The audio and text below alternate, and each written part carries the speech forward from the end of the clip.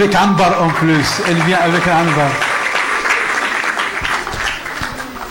Merci beaucoup, Hassan. Monsieur le Wali, Monsieur le Président de la Fondation Jadara, Mesdames et Messieurs, je suis très honorée et heureuse d'être avec vous aux côtés de ma petite Ambar en arabe, Amber en non arabe, donc A-M-B-E-R. Je vous cacherai si je vous disais, je vous mentirais si je vous disais que j'ai planifié mon intervention du haut de mes 1m72. Je me sens très petite à côté de ces grandes dames. J'ai démarré ma carrière. Je suis d'abord ingénieure d'État en réseau et télécommunications. Je suis lauréate de l'École nationale des sciences appliquées, mais je n'ai jamais travaillé dans ce domaine. Jamais. Et la première association dans laquelle j'ai démarré en tant que Communications Manager, ensuite directrice, c'est l'association Amel Women's Training Center, une association maroco-américaine qui a été, dont la mission a été inspirée de la mission de l'association Solidarité Féminine. Et donc j'ai eu la chance de pouvoir rencontrer Mama Aïcha Allah yarhamha plus d'une fois au sein de cette association. Aujourd'hui, je suis maman, je suis entrepreneur sociale, consultante aussi, et je suis directrice générale de l'association L'Heure Joyeuse qui existe sur Casablanca depuis 1959. C'est selon moi une des plus grandes associations du Maroc. On compte à peu près 80 collaborateurs et collaboratrices sur 4 parmi 12 régions de Casastat. Et donc, le gouvernement, les jeunes en situation difficile, les jeunes femmes, les enfants et les jeunes adolescents qui sont en situation de décrochage scolaire attendent énormément de nous. Et nous sommes là justement pour les servir. Mes collaboratrices, mes collaborateurs et moi-même. Je me vois plus du côté de vous, mesdemoiselles, mesdames, parce que, alors, je suis la fille. Alors, je suis la fille de 2 enseignants. Donc, et j'ai été boursière depuis mon année de baccalauréat. J'ai été également boursière et c'est grâce à cette bourse que j'ai pu faire énormément de choses. Je suis le produit pur. Pardon, non, ça va. Je gère. Je suis le produit pur de l'école marocaine, du système éducatif marocain. Maman? Là, t'es au téléphone? Waouh! Ati. Alors, je suis le produit pur du système éducatif marocain à 100%. Si vous voulez bien passer à la slide.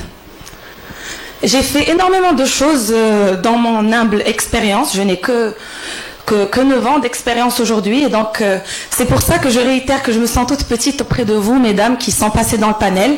Et je suis également et surtout très inspirée par les jeunes femmes qui seront demain les employeurs avec ES, entre autres de ma fille, ou les mentors, entre autres de ma fille et les prochaines générations à venir. Ici, vous êtes en train de voir une photo ou quelques photos de ma dernière expérience éducative au niveau de Harvard Kennedy School à Boston, Massachusetts, USA.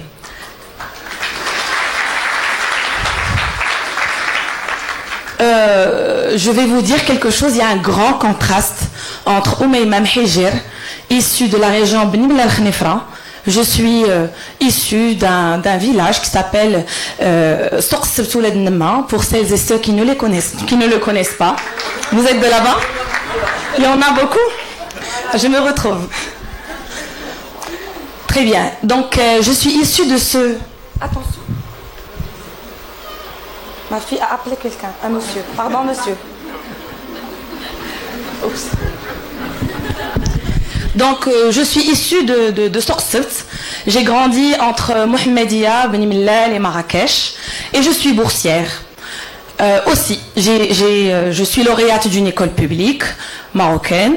Ensuite, j'ai fait, entre autres, énormément certains parcours de formation. Et l'idée, c'est que je ne crois pas forcément en l'éducation et les diplômes. On ne réussit pas parce qu'on a beaucoup de diplômes.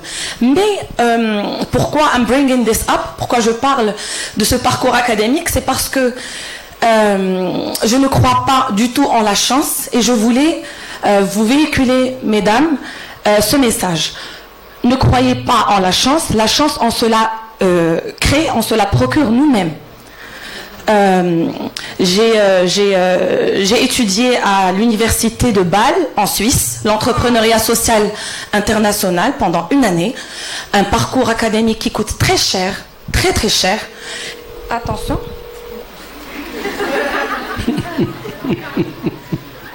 Pardon, monsieur. J'ai fait un MBA en gestion des ressources humaines. J'ai fait un IVLP. J'ai visité 30 États des États-Unis, d'Amérique, pour rencontrer les figures de leadership, voir les concepts d'incubateur et l'entrepreneuriat et small business development. Et donc, ces opportunités, mesdemoiselles, je me les ai créées moi toute seule. Ce n'est pas de la chance. Je suis également issue d'un village. J'ai grandi dans un quartier à Mohamedia, Marrakech, l'école publique. Je suis la troisième d'une fratrie de deux grands frères. J'ai dû me battre pour avoir l'haq diali, moi aussi, sur plein de domaines.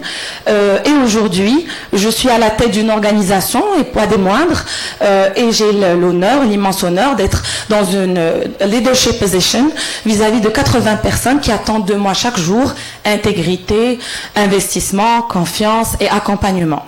D'accord ?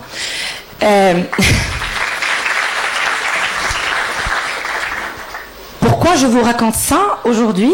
C'est pour vous dire que pour arriver, moi j'ai dit à mon père, ça fait من بعد نقدر نموت ممكن نموت في مرتاحة, je peux mourir en paix, ما كاين baisse, parce que c'était la dernière des choses que je pouvais imaginer. Comment j'y suis allée? Un week-end. Donc, il faut se créer ses propres opportunités. Un week-end, j'entends parler de l'association Tizi qui organise un leadership un leadership bootcamp un week-end. Je viens de déménager à Casa, j'ai beaucoup de choses à faire, j'ai beaucoup de travail à livrer. Je suis également responsable d'un foyer. Pourquoi je vais aller me casser la tête un week-end pour faire des choses alors que je pourrais, me reposer? Donc, j'y participe. Une année plus tard, on me dit, écoutez, pour tous les lauréats... Je peux essayer l'autre micro? Oui. Il faut juste le prendre comme ça. D'accord. Les personnes qui ont participé avec le bootcamp ont le droit d'être sélectionnées pour le prix Espoir du Maroc. Espoir du Maroc, c'est quoi ça? Donc, on est 300 personnes et on passe devant un comité. Et donc, en 2019, j'ai été élue Espoir du Maroc. Apparemment, des personnes croient en moi, apparemment, paraît-il. Donc, parmi ces 3 personnes, on est 10 à être sélectionnés Espoir du Maroc. Et parmi ces 10, en étant Espoir, on a le droit de postuler à Harvard Kennedy School.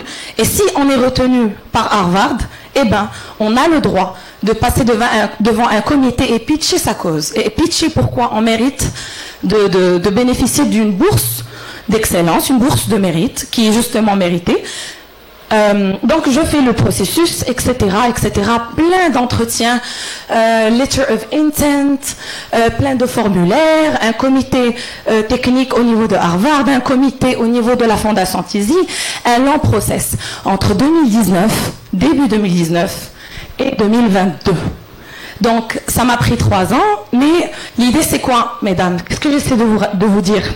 J'essaie de vous dire, créez vos propres opportunités. Si j'avais refusé ce week-end-là de partir. Si j'avais eu la fainéantise de ne pas me rendre à ce bootcamp de leadership, je n'aurais peut-être pas rencontré une personne qui m'aurait orienté vers une opportunité, qui m'en aurait parlé ultérieurement. Et donc, il faut saisir toutes ces opportunités. Rencontrer des gens, inspirer les gens, impacter vos petites communautés là où vous êtes. Expliquer pourquoi à toutes les personnes que vous rencontrez avec votre body language, mais aussi avec vos paroles, et dites pourquoi je suis une femme exceptionnelle et je mérite ma chance. Rencontrez l'employeur, créez votre petite entreprise et if you have to fail, you fail. It's okay. C'est pas très grave. Ce n'est pas très grave. Je pense que j'ai atteint l'horaire, les minutes d'Eli. Je pense que la dernière chose que j'ajouterai, c'est que ma fille, qui s'appelle Anbar, c'est quelque chose qui m'est très intime. Et jusqu'à dernièrement, je racontais ça avec un tout petit peu de shay min al-khajal. Ok? Et aujourd'hui, je pense que je vais le raconter avec beaucoup de fierté. Alors, ma fille s'appelle Anbar parce que toute ma vie, mon arrière-grand-mère s'appelait Al-Hajja Al-Anbar. Je pensais qu'elle s'appelait Al-Anbar. En fait, quand elle est décédée, alors cette dame, elle m'a inspirée d'une force incroyable au niveau de Darwa, un petit village à côté pour les personnes qui le connaissent, Darwa, à côté de Soqsut. Donc, Al-Hajja Al-Anbar, une femme très forte. Elle portait le fusil, vraiment une femme forte. Allah yarhamha. Et donc, moi, cette dame m'a inspirée et je veux nommer ma fille auprès de cette dame. Zian, très bien. Sauf que je sais, qu'est-ce que je sais? Elle ne s'appelle pas l'Anbar. Elle s'appelait Al-Hajja Zahra, Allah yarhamha. Et on l'appelait l'Anbar parce qu'elle était en charge, et en charge du thé avec l'Anbar chez une famille riche. Et donc, elle était en charge et on l'appelait Beda l'Anbar. Et c'est pour ça que j'ai toujours connu mon arrière-grand-mère qui s'appelait l'Anbar. Or, elle s'appelait Zara. On applaudit. Je vous remercie. Et aujourd'hui, j'aime pouvoir le dire devant une plénière ainsi, je pense que c'est a step in my introspection. Right? Alors, je pense que l'Anbar ne veut pas dire uniquement une dame qui travaillait chez les autres.